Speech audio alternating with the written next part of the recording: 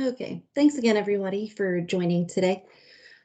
What we want to cover on this webinar is introduce more of who demand-driven technologies is, provide an overview of demand-driven MRP, that's the methodology behind our software, have a case study we'll touch on, and then I'll turn it over to Rob to walk through how the data is loaded into Replenishment Plus from Dynamics 365, and we'll actually walk through a demo of Replenishment Plus, our materials planning tool. So we are Demand-Driven Technologies. We were founded in 2011, and we are the global leader in this demand-driven enterprise space. We're fully compliant across the Demand-Driven Institute certifications. We were the first to bring a demand-driven MRP tool to the market. We're headquartered in Atlanta, Georgia. We have another office in Seattle, and recently we've opened up an office in Bordeaux, France to continue to serve our 100+ clients throughout the world. So speaking of those clients, here are a few of the names of clients that we serve across the globe in several different industries, whether it's a smaller distribution company or a larger manufacturing client with locations across the world. All of our clients are still receiving great value through our solutions and using this DDMRP approach for planning. Our goal as a company is to deliver tangible and sustainable results for all of our clients. Our highest priority is maintaining or improving service levels through constant material availability using this methodology, achieving service levels up to 99% or higher. We're also able to achieve other tangible metrics, including opportunities for lead time compression and inventory optimization, providing a tool for clients that's easy and intuitive to use, which you'll see in the Replenishment Plus demo here in just a minute. The way that we do this is through this demand-driven MRP methodology, which combines the key principles of MRP, lean, and theory of constraint tactics to align material signals to true market demand and increase visibility across your supply chain. The way that it's different is where traditional MRP uses a heavy reliance on a forecast, and we have planned orders in anticipation of what the expected demand will be. DDMRP only uses actual demand within a relevant range to impact our planning equation. So now we're aligning planning to true consumption, whether that's sales orders, work orders, or even transfer orders, which is how we get this near perfect demand signal in terms of what will be sold and when it will be sold. Now, the way that we do that is through these DDMRP buffers. With DDMRP, buffers are applied at the item location level. And where we apply these buffers, we expect that constant material availability. The buffers have 3 zones. The top of the buffer has a green zone, which is sized to accommodate for a minimum order quantity, an average order size, or an order frequency cadence. The yellow zone is sized to cover our average daily usage over 1 lead time. So the yellow zone fluctuates over time as consumption fluctuates. And this yellow zone is using what we call an average daily usage, which is a rolling historical average of consumption over a period of time. And then this red zone is a safety zone. It's sized to protect us against item variation. So the more variability we have, a thicker red zone we'd see on the buffer. Now, these buffer zones are dynamic and they're recalculating on a daily basis in response to fluctuating demand, truly making them responsive to the true market demand for the item. Now, we know when we need to place a new supply order based off of what we call this net flow equation and where my net flow lands in relation to those buffer zones. So the net flow, it's simply my current on-hand inventory today, plus open supply on the way to me, minus any demand due today or in the past, and minus any qualified spikes. Now, qualified spike, this is firm demand, it's due within 1 lead time. It's a large enough quantity that I want to factor it in early so that it doesn't negatively impact my inventory position. And then on a daily basis, these buffer zones fluctuate, again, based off of changes in demand. Each column here represents a different day. And I know when to order and how much based off of where my net flow is within the buffer. So whenever my net flow line falls into the yellow or the red zone, Replenishment Plus will always trigger me or alert me to place an order with an order quantity to get that net flow position back up to the top of green. And I don't place an order again until that net flow position falls back into the yellow zone. Now, I see my on-hand inventory is going to follow that same pattern of the net flow. So 1 lead time following the order placed, we'll see inventory levels increase, indicating that we've received more supply. So we have an entire solution suite, Replenishment Plus for materials planning, which we're going to demonstrate today and show how these buffers work on a daily basis with that net flow position. We have this advanced planning module, or APM. It's for more of sales and operations planning to provide forward-looking views and projections. And then DBR Plus, which is our finite scheduling tool. So just a minute, we're going to get into Replenishment Plus, but please let us know in the chat if you'd like to see a demo or get more information on any of the other tools. We'll be happy to coordinate that with you. So we are a software as a service cloud-based model. We are hosted in the cloud on the Microsoft Azure environment and translated into 15 different languages. And very importantly, we are SOC 2 compliant, enabling us to provide the security that clients around the world require as they implement technology solutions. We can integrate with any major ERP system, but we're focusing today on the Microsoft Dynamics integration with Replenishment Plus. So we're certified in the Microsoft App Store, so you can easily go into there, search DD Tech, and read more information on the integration. But a few points to note on this slide: the integration platform is running natively within your Dynamics 365 environment, and it's secured using token authentication, which Rob will show you. And before I turn it over to him to demonstrate that integration, I just want to highlight one of our clients who's utilizing a Microsoft Dynamics ERP system and that integration with Replenishment Plus. You might recognize the same Coca-Cola Beverages Africa. They've achieved some really great results to date, and always happy to share more information on their case study. But with that, I'm going to go ahead and turn it over to Rob, and he'll demonstrate how this integration actually works. All right, thanks, Brittany. So here we are in Dynamics 365. We're in a release product details screen, and what we're looking at here is our Replenishment Plus demo data. So what I'm going to step you through today is the process of exporting this out of Dynamics and into Replenishment Plus. So what we're going to do here is we're going to move over to one of our staging tables. Pretty simple process.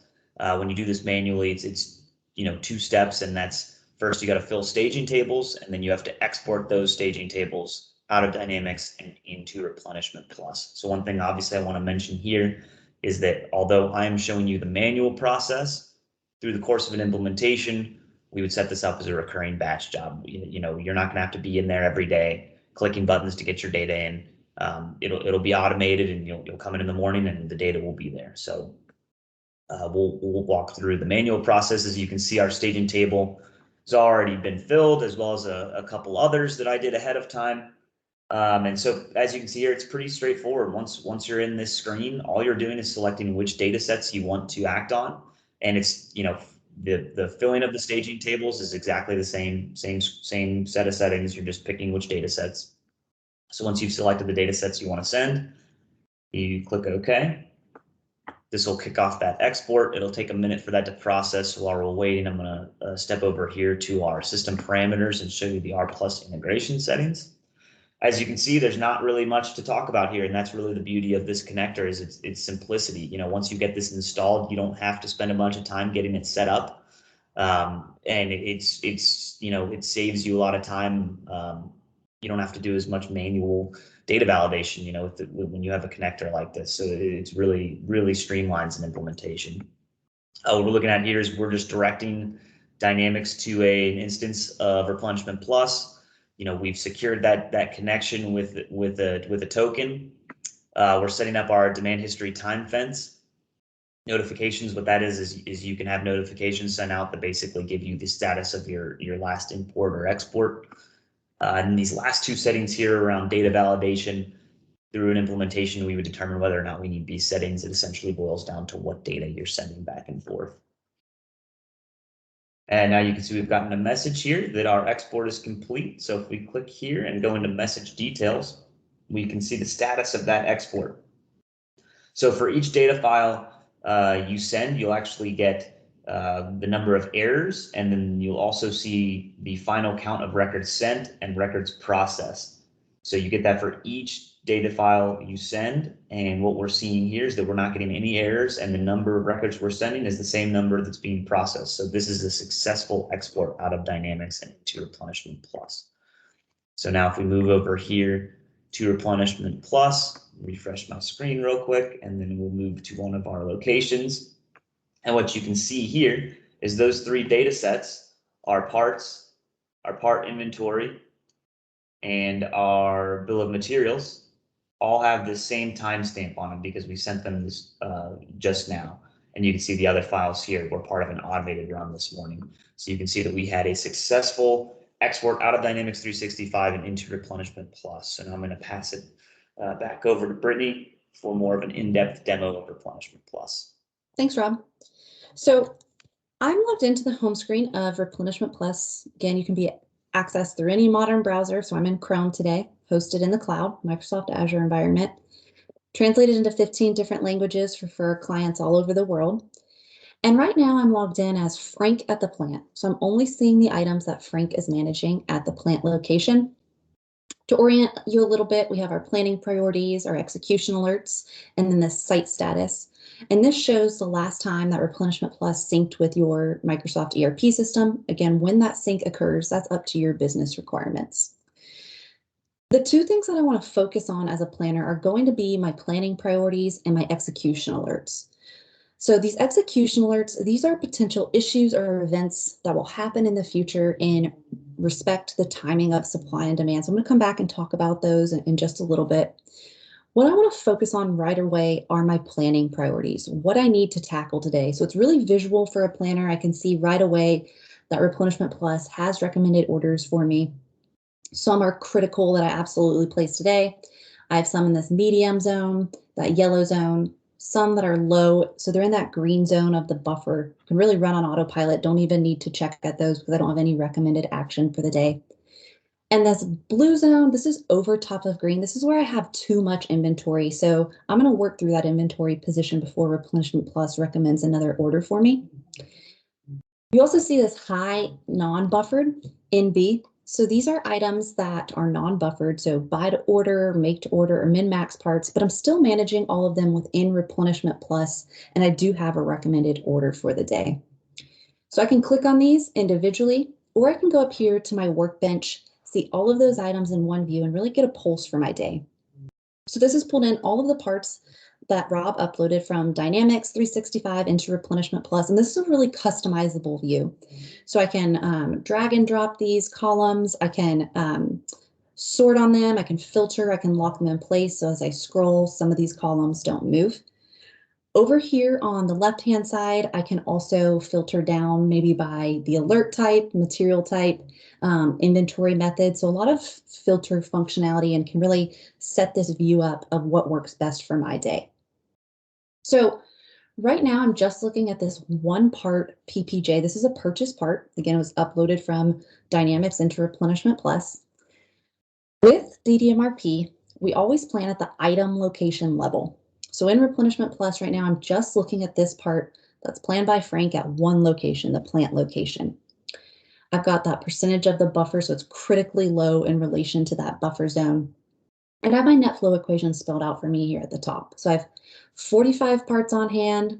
I have 75 parts on the way to me. I have demand due today or in the past. Also those qualified spikes of 106.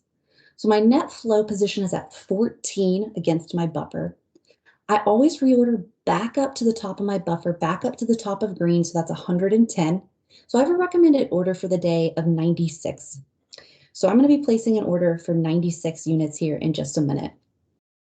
I can see that this is a replenishment method of, it says inventory method replenish, so I have a buffer for this item.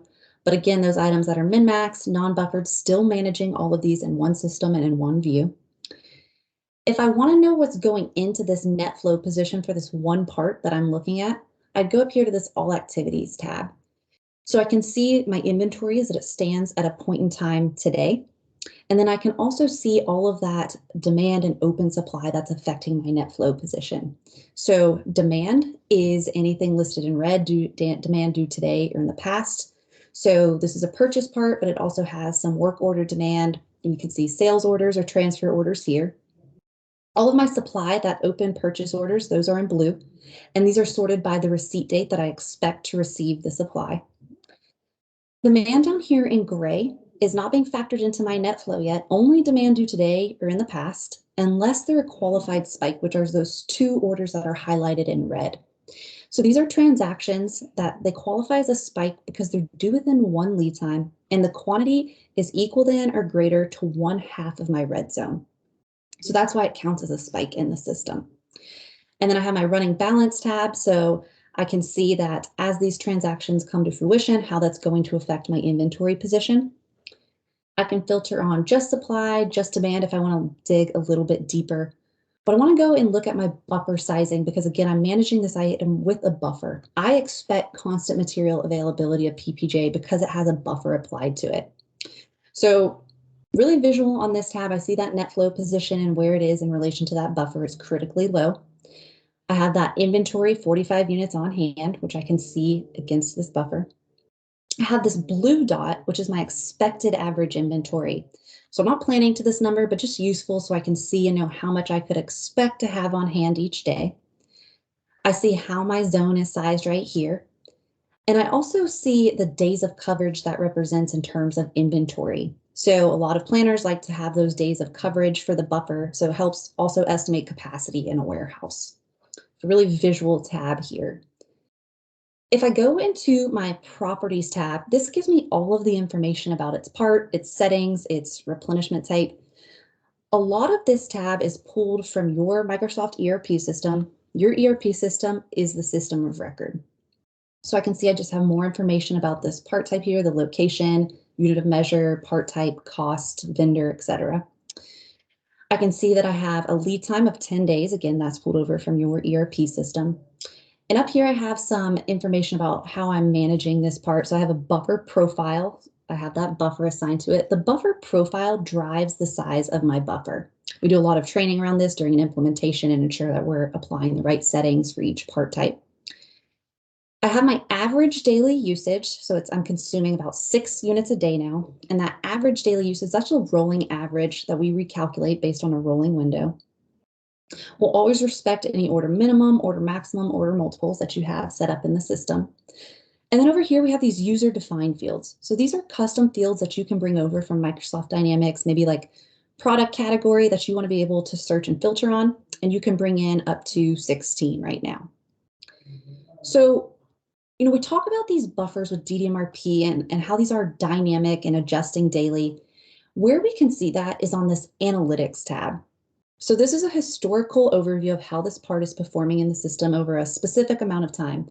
So right now I'm filtered on just the last 6 months. I can certainly change that date range if I wanted to take a closer view or look out a little bit further. I'm going to take off these lines and talk about what we see on this page. So I see that the buffer is flexing up and down again in the spring in this April timeframe. And then as we headed into summer, the buffer really flattened out. This buffer is reacting to that change in daily usage over the last 6 months, so it's a pretty seasonal item. If I add in my net flow position, what I can see is every time that net flow line dropped into the yellow zone, when the planner placed the order back up to the top of green, are we following the methodology? Are we letting ourselves wait to place those orders until the net flow position fell back into the yellow zone? So I have a view of that. If I add back in my inventory quantity, this black line, this is where I can see my actual inventory at the end of every day. So I can see that as the buffer is thinning out, I get a little bit high of how much inventory I'm carrying, but because I'm following that net flow logic for reordering, it allows me to work through my inventory position so I don't get stuck carrying too much. When I'm looking at this analytics view, this is giving me the ability to visually judge the performance of this buffer over time and its buffer settings. If that black line, the on-hand inventory, was consistently in the green zone, I am being a little bit too conservative with this item, and I might want to make some changes here so I'm not carrying as much inventory over time. Vice versa, if I was consistently in the bottom of that red zone, I might apply some changes to my buffer to give myself more protection and protect from a stock out at this range that I'm looking at. So this data gets updated at the end of every day. It's done at a specific time, typically when that interface occurs between Replenishment Plus and Microsoft Dynamics. So this inventory position represents where it was at the end of the day. Now, this part, it does not have a bill of material because this is a purchase part, but we are still managing make parts in this Workbench view in Replenishment Plus. So I'm going to go look at this part, FPA. This is a part that has a bill of material and it also has a buffer assigned to it. So I can see that net position for FPA It's in the yellow zone, so Replenishment Plus is alerting me to place an order today so that I make more of FPA. If I click on this bill of material, this bill of material is brought over from Microsoft Dynamics, and I can see all of the components and subcomponents that are going into making FPA.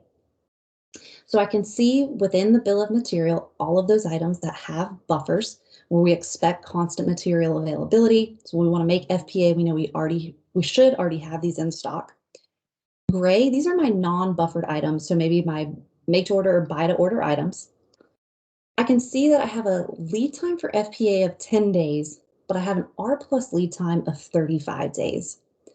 That's driven by this longest unbuffered leg here, PPA. So this is a purchase part.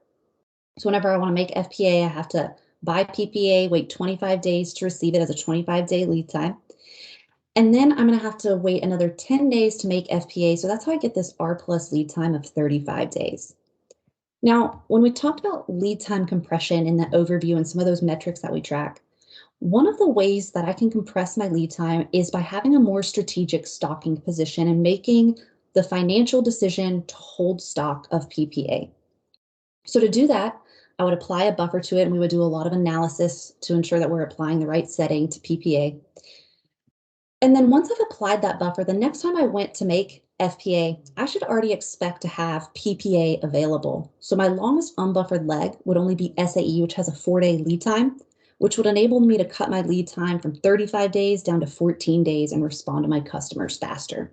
That's what we call decoupling in DDMRP. So we have complete MRP functionality. So when I place the order for FPA today, because that net flow line was in the yellow zone, and I'm being alerted to place an order and make more of this part, it's going to blow that demand through the bill of material and also suggest how much I would need to order of each of the parts that I don't already have in stock. Now, in order to place those orders, I want to go back and I want to look at this first part that we talked about, PPJ. So I can just click on this part here, and then I would click Approve Orders. So when I click Approve Orders for any of the orders that I'm placing for the day, it's moving over here to this pending orders table, and it's going to sit and wait to be picked up by Microsoft Dynamics, your ERP system. What I can see right away is that that part moved from the critical zone, and now it's down here. It's already in the green zone because what it's telling me is that once that sync has occurred between Dynamics and Replenishment Plus, that net flow line would be back up to the top of green, so I no longer have it in that critical status. Before I go into this pending orders table and really talk about what's happening there with when that sync occurs, I want to talk about those alerts. So I'm going to go back to my home page, click on that, and want to talk about how I have visibility into potential issues that might arise from the timing of supply and demand through these alerts. So this is where I'm tracking current and potential future disruptions to my supply chain. We have 3 different types of alerts, and just like on the planning priorities, I can click on these tabs individually, or I can go up here to my alerts, and this is where I have that view of all of those 3 types of alerts and all of the parts that would fall into them. So my first type of alert, this is a current inventory alert, and it's any items that I'm currently stocked out on. So I know I definitely want to take an action for the day. I can leave notes in here. I can then send that note out to my manager if I wanted to say, hey, I've taken an action. I've checked on this item that is currently stocked out. The next type of alert is this material synchronization alert. So these are parts where I'm not currently stocked out, but based off of the demand that I need to fulfill and when supply is due to arrive, I will stock out. So this gives me the opportunity to anticipate that stock out's happening and maybe call up my vendor, see if I have the opportunity to expedite and avoid that stock out position. And then my last type of alert is my projected stock out alert.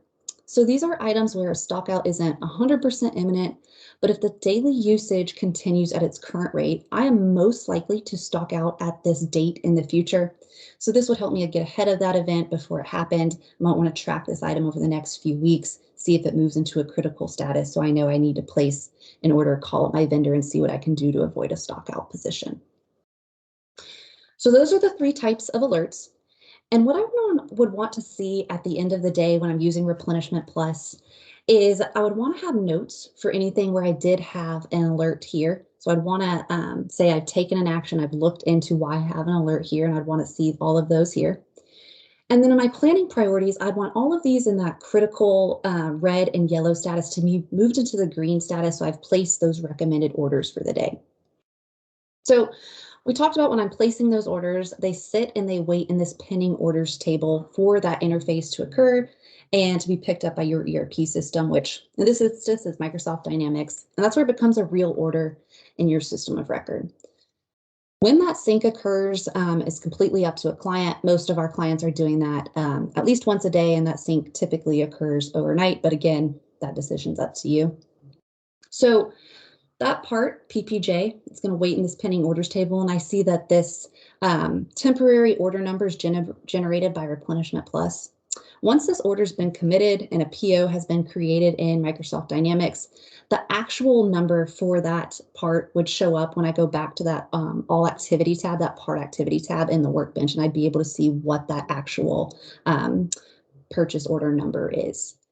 So with that, I'm going to turn it back over to Rob, and he's going to show what happens when Dynamics picks this order up from Replenishment Plus.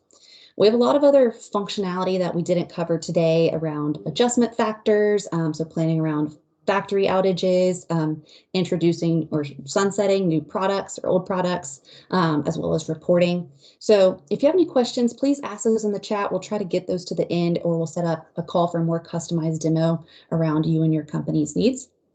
And with that, Rob, I'm going to turn it over to you. Okay, so now that we have this pending order in Replenishment Plus, let's walk through the process of taking this pending order, pulling it back into Dynamics 365 and turning it into a true purchase order. So we're back in Dynamics 365, basically the same process as the export that we did earlier, just in the reverse direction. So now what we're going to do is we're going to populate a staging table from Replenishment Plus, and then we're going to import that staging table into Dynamics 365. So what you'll see here is basically the same setup. Select what data set. We're going to import these pending purchase orders. There you go. We get that message that it completed. You can see here PPJ. That's that pending purchase order from Replenishment Plus. And then one key thing to note here too is that this order number here, you can see it might look a little bit funny to you, and what this is a link code that we give it in Replenishment Plus for tracking purposes. You'll see once we actually bring this into Dynamics, it'll replace that order number with a true Dynamics order number, and that's actually what'll get then the next day pushed back into Replenishment Plus. So once you'll see this order go back into Replenishment Plus with that actual Dynamics order number. Okay, so now what we're going to do is we're going to import to F&O from the staging table, and picking which data sets again. And again, just wanted to take a second here to highlight the fact that this is, again, a manual process that I'm showing you. I'm showing you how to do it manually through an implementation. We would have this set up as an automated batch job again, so you don't have to have a dedicated resource for any of this. The idea is that this integration is seamless, and you don't even have to think about it, right? You're coming in the morning and all your data is there. It's good to go. It's updated, and you're ready to move on with your day. All right, so now we got that message that import happened. We can see here under message details, here at the bottom, it says total processed 1, imported records 1, invalid records 0, skipped records 0. So what that's telling us is, hey, we took that pending order and it's successfully been imported into Dynamics. So now let's see where it went. We're going to go over to our planned orders table. There we go. So what we can see here is that PPJ purchase order. As you can see here, we've replaced that order number with a Dynamics order number. And now what we're going to do is I'm just going to kind of walk through the rest of the process here. We're going to go ahead and firm this one.